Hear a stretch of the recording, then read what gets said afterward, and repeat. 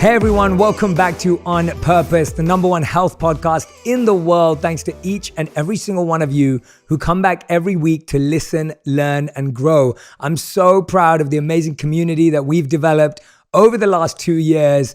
And I appreciate all your reviews, all your comments on Instagram, and everything that you share with your friends and family.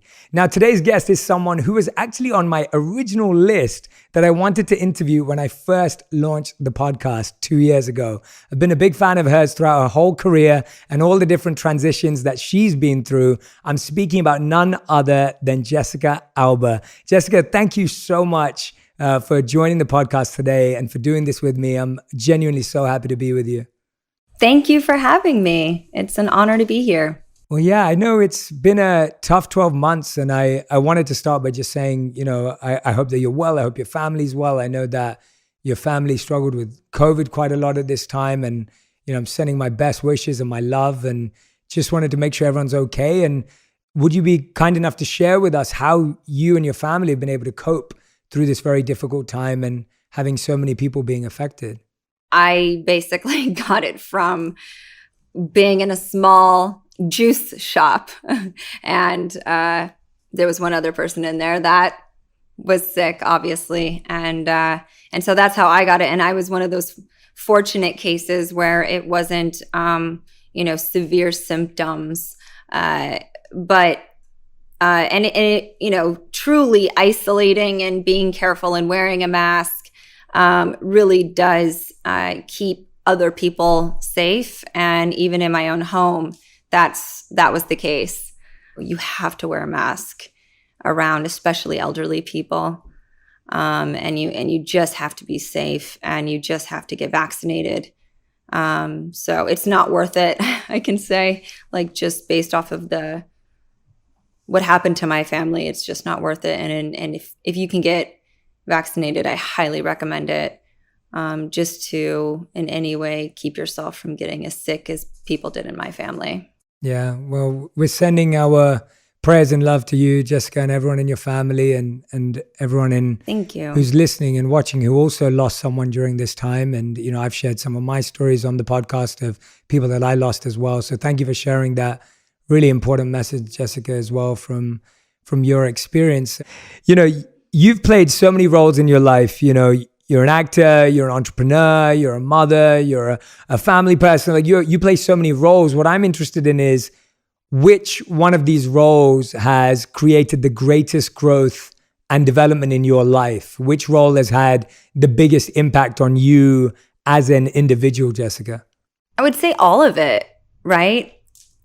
Every stage of my life, I feel like I've always had, I think you have to have the mindset or the mental for, wanting to evolve and wanting to get better. And I think I was just born with that, right? And I also was pretty early on, I had a consciousness about purpose and this feeling that, we're all here for a reason. Life is precious, and at any moment, right, it can go, or you're here. And so what are you going to do with the life that you're given, the opportunity to live? So as far back as I had any sort of real understanding of myself and a consciousness, I felt like I had a purpose. I didn't know what it was. I came from very simple, humble family, and what I've done in my life and what I've achieved was in no way, shape, or form given to me, handed to me. I mean, I think if anything, there was nothing but blocks and challenges and walls and reasons why I shouldn't dream or even have the audacity to think that I could become anything. Every stage of every piece of my life, I feel like I'm always looking to be better and do better. So when I actually got the opportunity to be an actress at the age of 12, and I started working on a regular basis, I would, I prayed a lot, whether it's God or spirit or whatever it is that people pray to.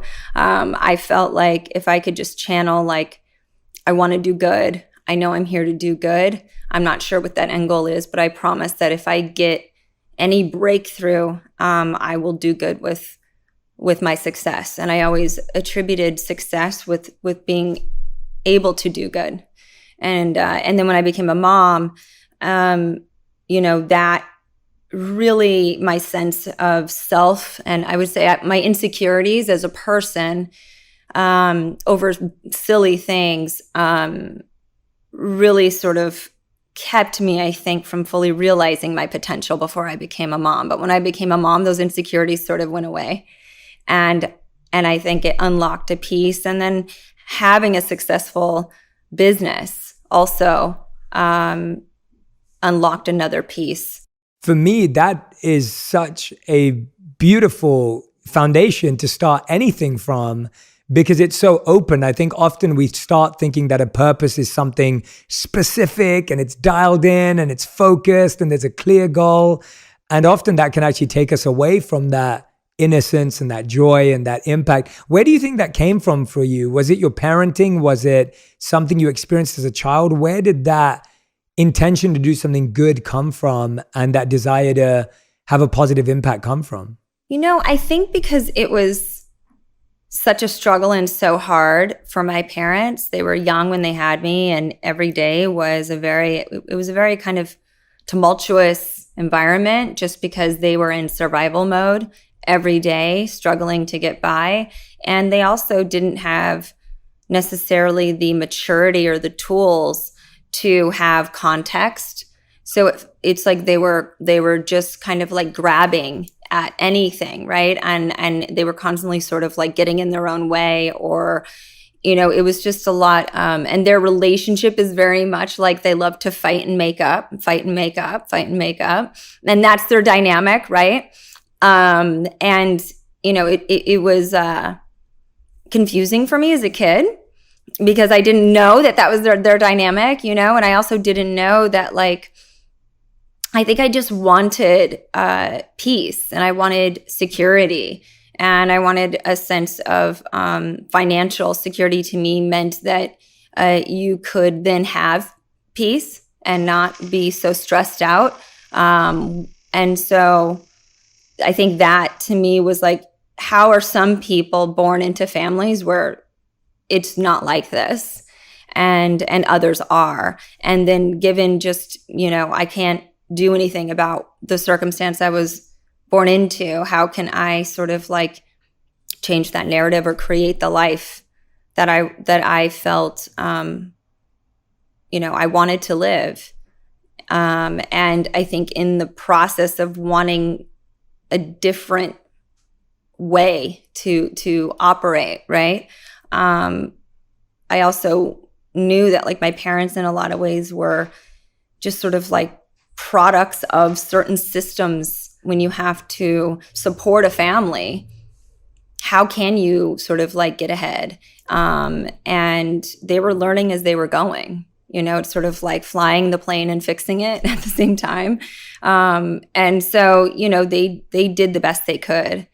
And, I have a lot of, it wasn't until I became a parent, I think, that I really understood how difficult it was for them.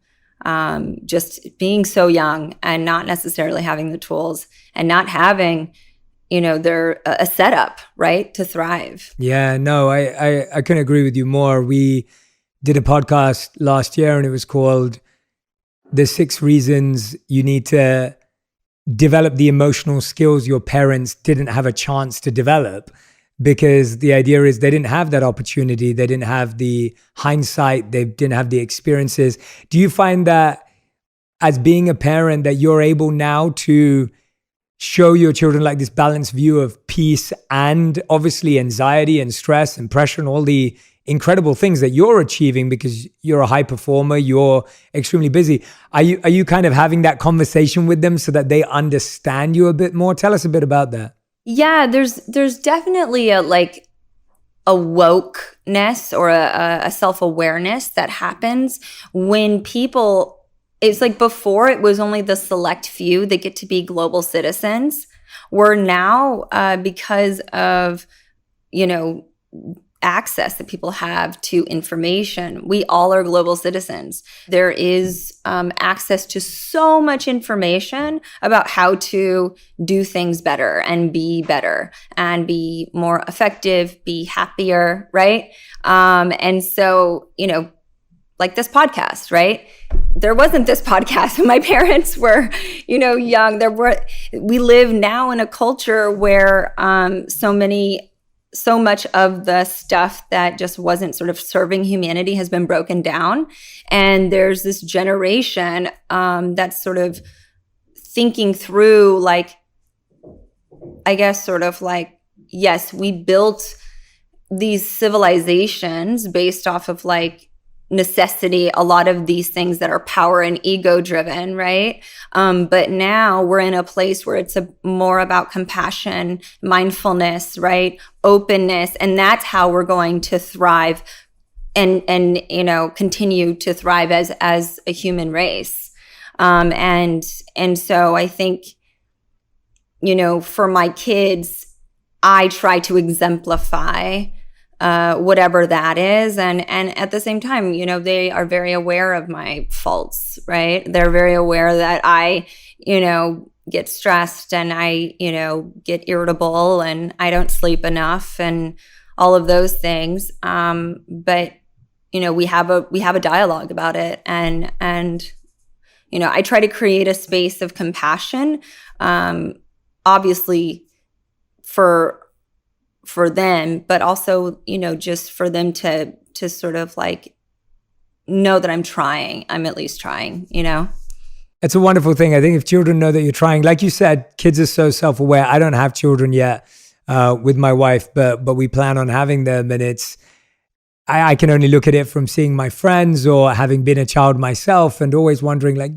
kids are so aware, but if you make them a part of the dialogue and they feel like you're honest with them and everything that you just mentioned, I think that creates it creates a healthier, honest space and an open space rather than an unhealthy environment where there seems to be too much hierarchy or too much control or too much limitation. You said creating an environment of compassion. I think, for children to grow up in an environment where they can be compassionate on themselves too, I think that is such a brilliant energy to grow up around.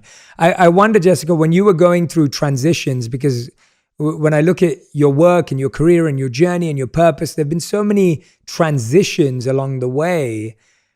Which transition made you feel the most insecure, a sense of imposter syndrome? I feel these are things that people struggle with that so much today. People are, everyone's trying to, I think everyone's been trying to switch their career. They're trying to become something they didn't train to be there.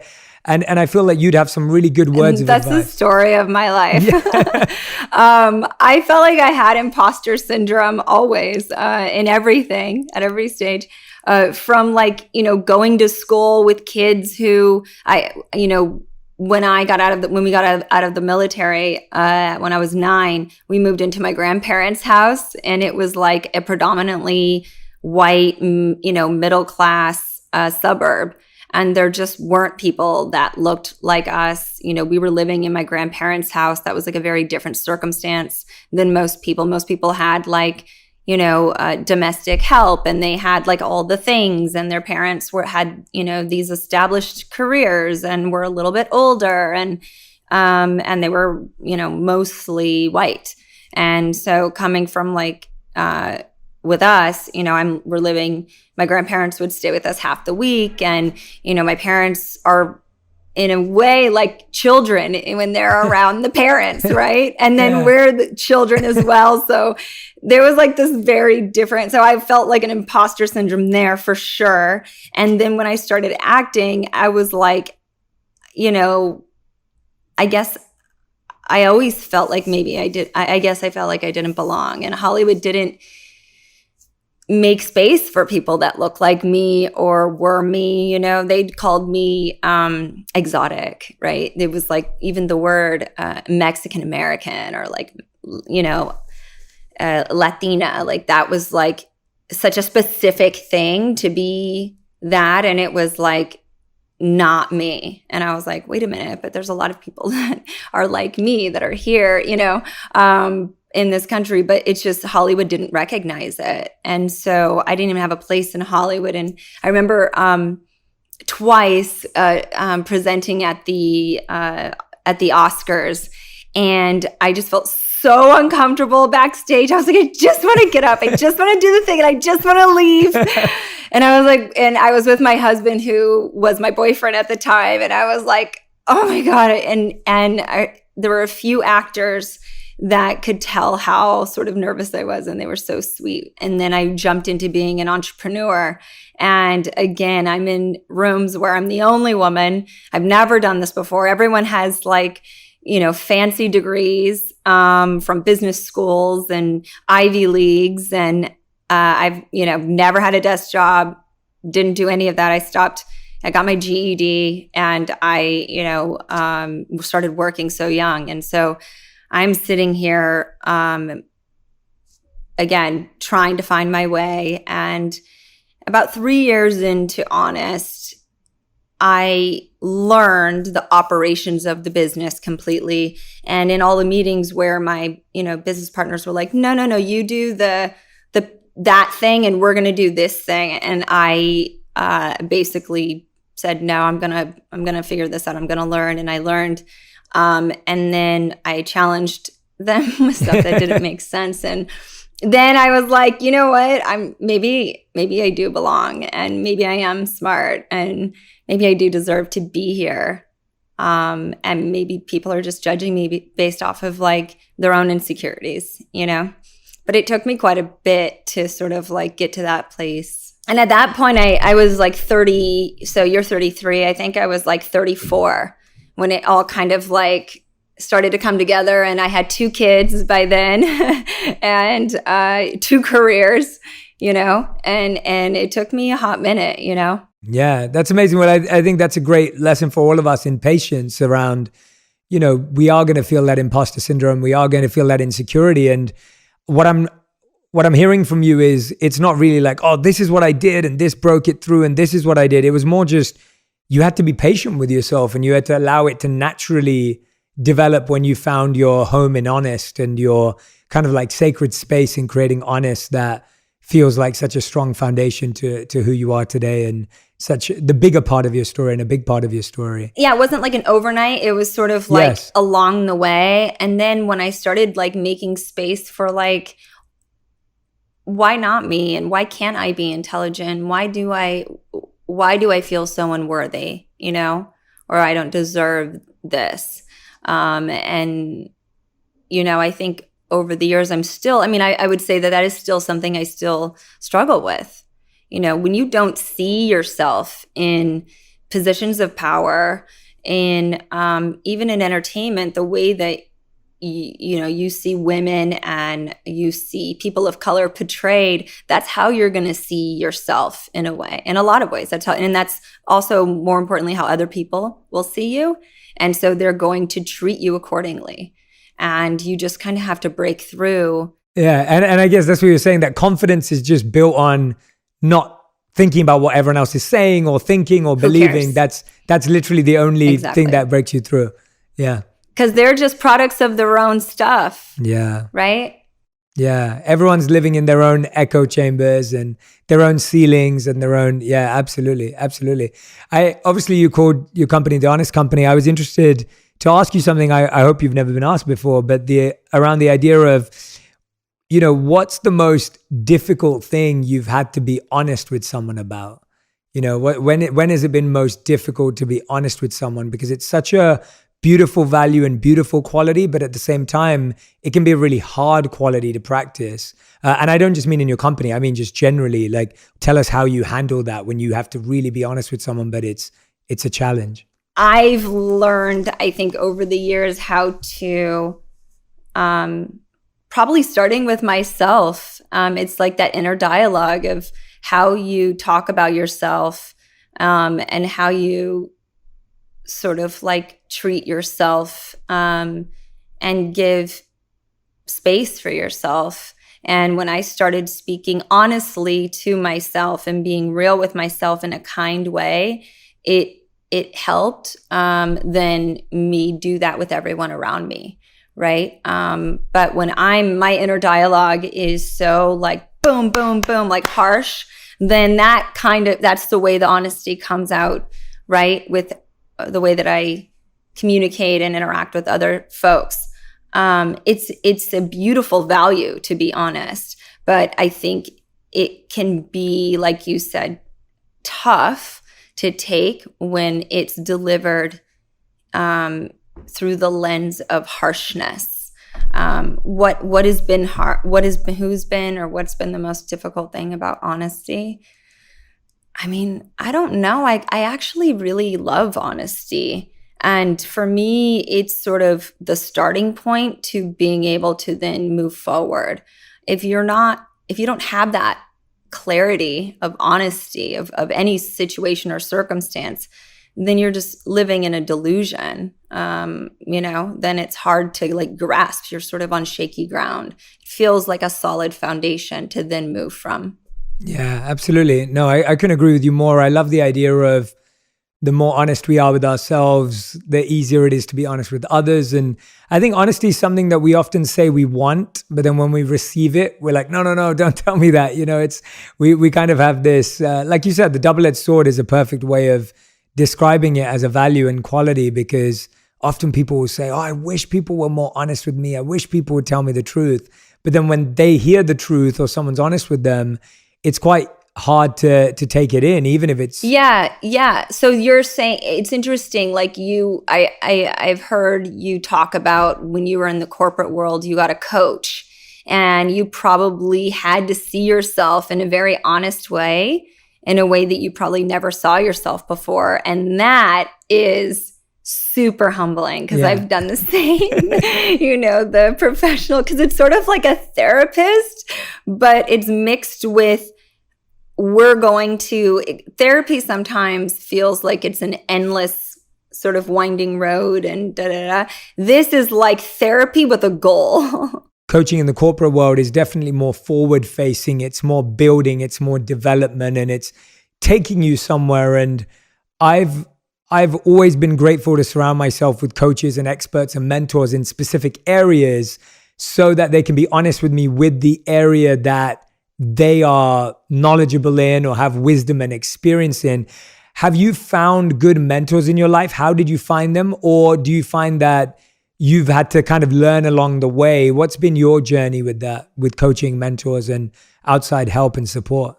It's weird, like when I put the energy out there that I'm open to learn and I have like an awareness of like something that needs to be worked on, it's like the universe brings them in. They bring in the people or the circumstances or the relationships or the conversations, right? And it's not just one thing, it's sort of multiple things, right? It could be like a pattern that my daughter and I are having. And then it's also like I have a conversation with a friend who's, going through an illness and it hits it there again. And then I go to the doctor and my doctor brings up the same thing, and you're just like, okay, the dots are connecting. The spirit guides are coming in and helping me here. Whatever that is, God, spirit. And so I think, if you're open to being better and evolving, the universe will align to bring you all of those teachers, right? And I think there's also like, you talk about meditation, but there's also whatever that meditation is for someone, just to like give yourself the space to sort of like sit and try to focus on that, on sort of like the stillness, which is very hard for, I think, type A people. To like be still. Well, you sound like from what you're sharing, you sound completely like a spiritual type A person, in a good way, in a good way. And, I can hear that, while you've been speaking, the language you use just so naturally flows between spirit and strategy and effort and energy. Like, it's like you're in between both of those. Like, you've used words and language from both a spiritual and a strategic sense. And I wonder where that, being that little girl at 12 years old who was praying and didn't know even what to and saying, oh, I hope I can do good in the world. Like now that you've seen the universe, God, whatever you want to call it, reciprocate with you and you felt that, how much more strength does that give you in that process? I want to hear a bit about maybe that spiritual side that you shared earlier on. When you've seen that being returned in you trying to do good, how does that feel? It sort of like reassures me that like the journey is real, in those sort of like trusting my gut and having it's sort of like putting in the work. Then when the opportunities arise, you can then be there and be ready for it, but you have to put in the work and prepare. And so I think I was so focused on putting in the work, and I never knew. I was like, are the opportunities ever going to arise? Who knows? But it's true that when you put in the work and you're trying, you will get those opportunities to progress. And doors will open if you're being honest with yourself, right?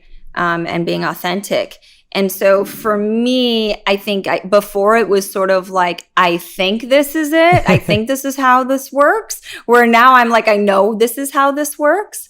So then it gives me sort of peace of mind that also it doesn't have to be such a grind and such a struggle. And my world used to be very black and white, and I live much more in the gray area now. And where I was like all or nothing, I'm trying to be a bit more soft in my approach, and more of a warm hug than a strong punch, which is what I used to be. Do you think that's natural in like the journey of like building something to then having built something successful, of course? Do you think that's natural? Do you think that transition of that hard punch to that warm hug, as you said it, feels like a natural transition and it kind of has to go in that order? Or do you feel not everyone has to do it that way? I don't think people have to do it that way. That was just my way, right? Yeah. It's your life circumstance, right? And your fight or flight mode and your survival sort of instincts that is really sort of like how you cope or deal with things. I appreciate what got me here, but I know it's not going to take me to that next stage. And I don't think everyone's journey is the same. But I do think that anyone who seeks to be successful in life has to have relentless perseverance. As someone who's so energetically focused, as someone who's so present with yourself in what you're creating and the energy you want to put out, what do you think are some of the things that you want the people around you to gain from you, learn from you, whether it's your children, whether the people that work with you on a day-to-day basis? What are some of the exchanges and values that you're hoping that you can give out to people? I don't know. I feel like I'm not there yet. I actually listening to you and you. I mean, let's put it this way. I feel uncomfortable even saying that I have fans. And I'm in entertainment, and that's like a normal, and I don't know, it just makes me feel like, wait, what? Being forward or progressive or thinking ahead of like, what is the impact that I want to have on people that are around me on the daily is maybe like my next thing to think about. Yeah. Or process. Because I feel like, I don't know, I've been so focused on all of the other things. I think the thing that I do intuitively is I see people's potential and I see who they could be. And I think I'm learning how to deliver that when people are ready, because people aren't always ready for it, right? People aren't always like ready to to, or willing or wanting even to reach their full potential or to be their best self. But I see sort of like the shining bright light of someone's potential. And it's so clear to me when I see people that that's what I see in them. I see this other side of themselves, and I interface with them in that way. But that isn't always like what they're actually ready for. But I think I'm learning how to be a little bit more self-aware, to only talk to people about that when they want it, instead of just like, here's what you should do with, because it can be a little bossy as well. That's a wonderful and honest answer. And I didn't want anything else. I honestly just wanted to know how you felt about that. And so, hearing that that's what you want to work on next, and that's what you're trying to grow now and develop now. I mean, I think that's so wonderful for our audience to hear, because I think we're all going step by step. We all have things to work on. And if that's the next thing that you're focusing on, that's brilliant. And I don't think we're always fully conscious. I think there is this expectation, and that's what I'm loving so much about this conversation, is that there's often an external expectation that someone has everything figured out and everything's perfect and everything's going on. And we obviously know that's not true, but often that's the perception. And to just hear that, hey, I'm trying to figure this out and I'm learning about this and this is what I'm listening to, I think that is just such a healthy thing for people to hear. Does that make sense? Yeah, for sure. I mean, I think people will see your life through their lens and through their experience without having the context of what you go through in your consciousness, right? As you operate in the world. I look at like Jeff Bezos and I'm like, that guy's got it figured out, like he seems really happy. He's going to space. Or Richard Branson, and I'm like, they're so accomplished. They've like multiple times have gotten hit after hit after hit of like goodness and business. And they also are like, doing good with their platform, like it's like I don't know. And so for me, I guess, I could see how through my experience, I project onto others. And so I could see how that could happen. Yeah. I love hearing that, at every stage, we're all projecting onto someone else.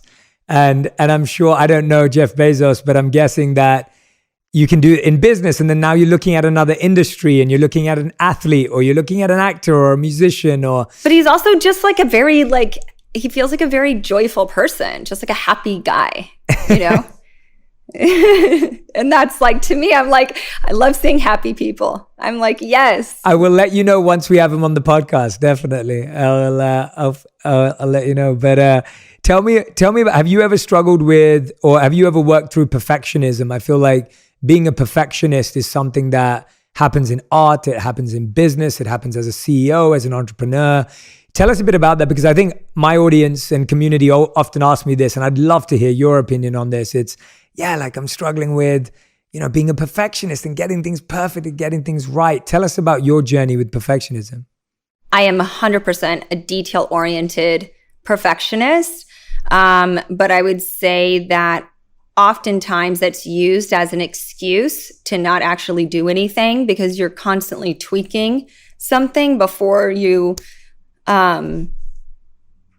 just do it and commit.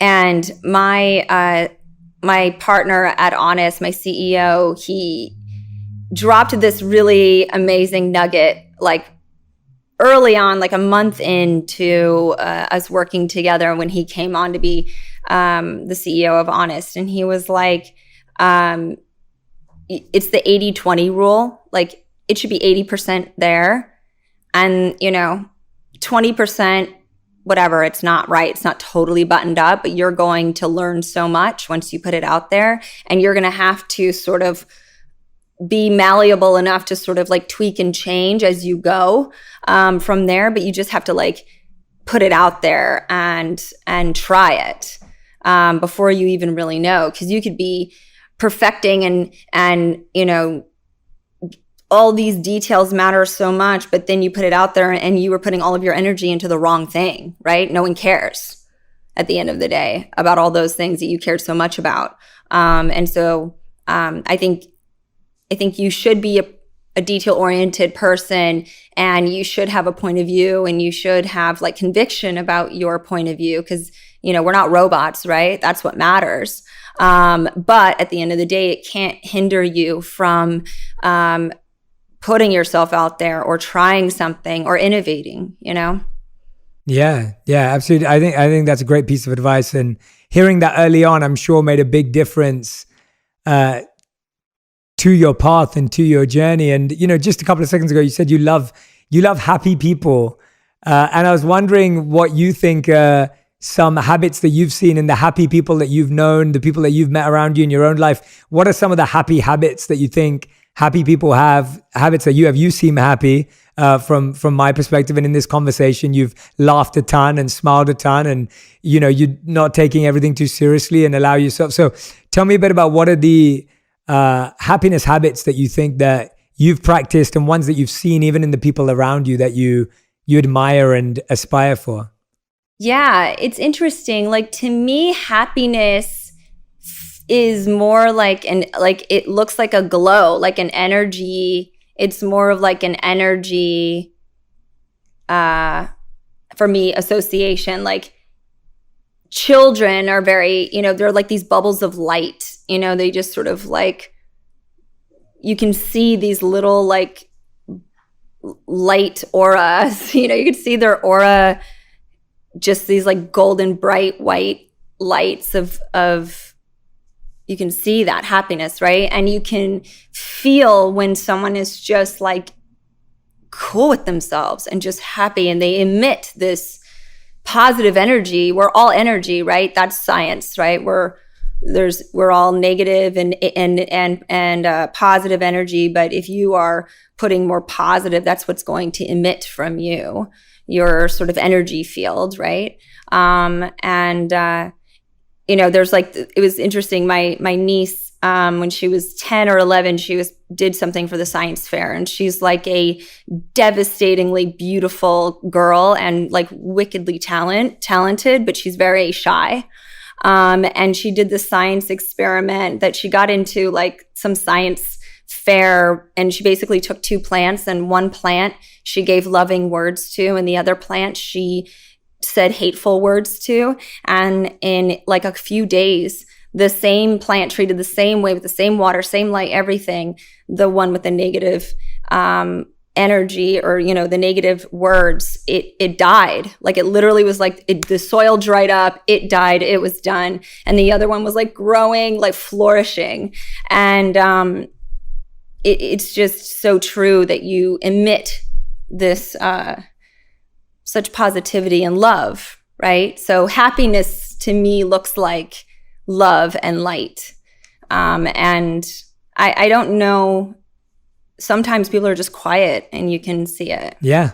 I think you're right. And I love that. I love that she chose to do that experiment. That's amazing. What a wonderful experiment to do. And yeah, for like a little girl too, you know. Yeah, it's really such a special experiment, and to kind of get that proof so early on in life that energy is real, and what we say to ourselves is real, and what we say to others is real. You said earlier, and I love this answer that you gave when I asked you about, you know, what energy do you want to give out to people, and you actually flipped it on its head, and it was a great answer. Is that you were like, well, actually, I just notice potential in people, and I was wondering, when you see someone who you see potential in, but they don't see potential in themselves, how do you respond to that? I'm sure you meet people like that all the time, where you see that. I used to be relentless about pushing people towards it, and they then built up a sort of defense with me because it was like they weren't ready for it. And so I've learned over the years to maybe keep it to myself,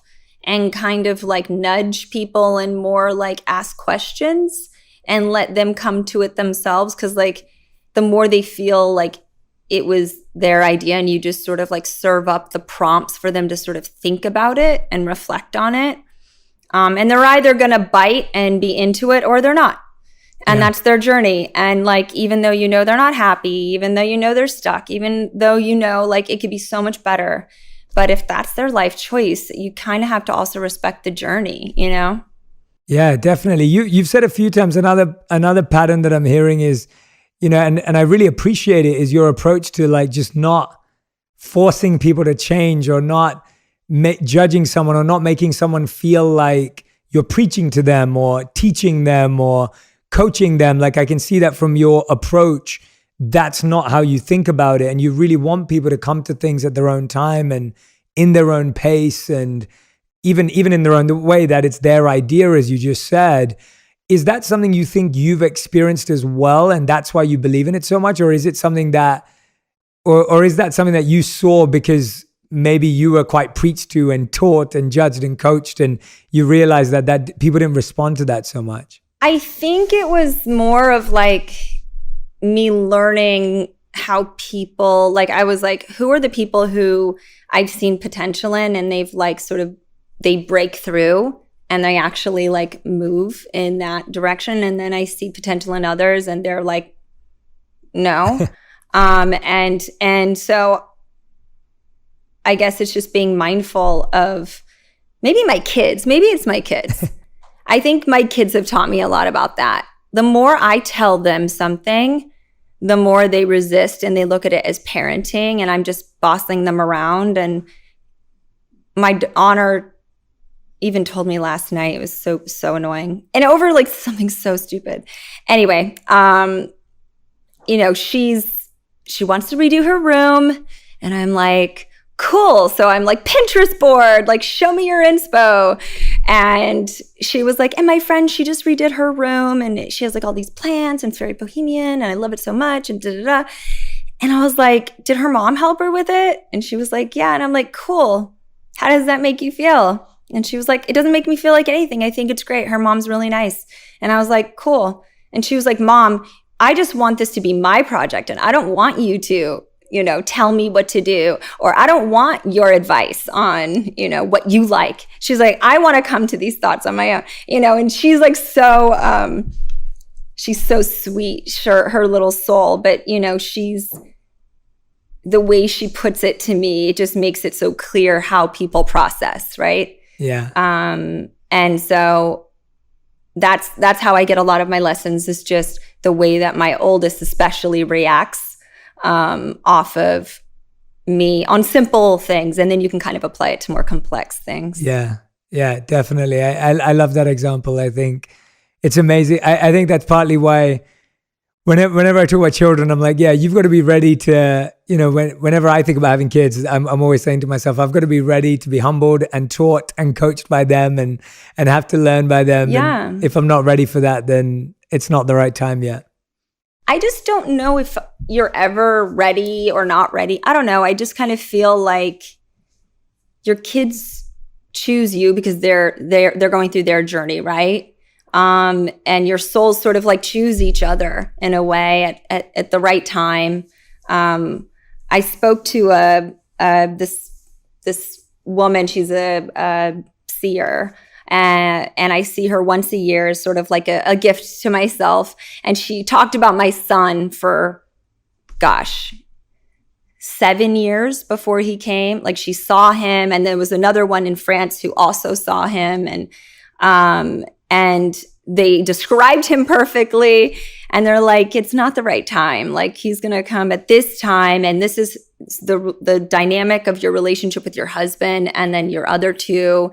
And that's when he's going to come in. And they were right. Spiritually, we were all in such a different place. And our family dynamic was in such a different place when he came through. But they saw him like waiting. And I was like, meanwhile, I was like, I am not having 2 more kids, and then I was like, I'm not having 1 more kid. And so it's interesting how they sort of choose you. And they're waiting for the right time.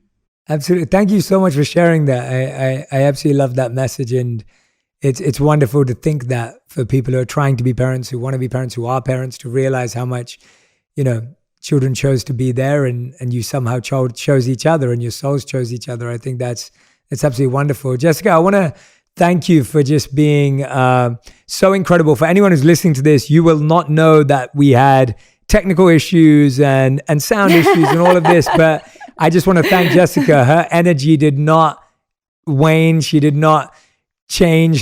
She's just been wonderful throughout this whole episode and just been giving so many thoughtful and reflective answers. And I want to, honor you for that, Jessica, because it's hard when we're doing this through a screen and all the rest of it. But you've just been amazing. So thank you so much to you, and thank you to your team who's been, behind the scenes. But we end every episode with a final 5. These are the fast 5 questions. So each question has to be answered in 1 word to 1 sentence maximum.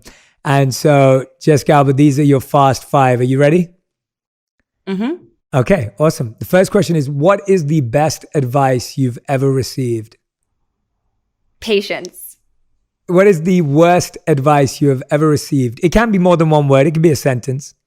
The worst advice is that you can't do it. Of course you can. Yeah, love that.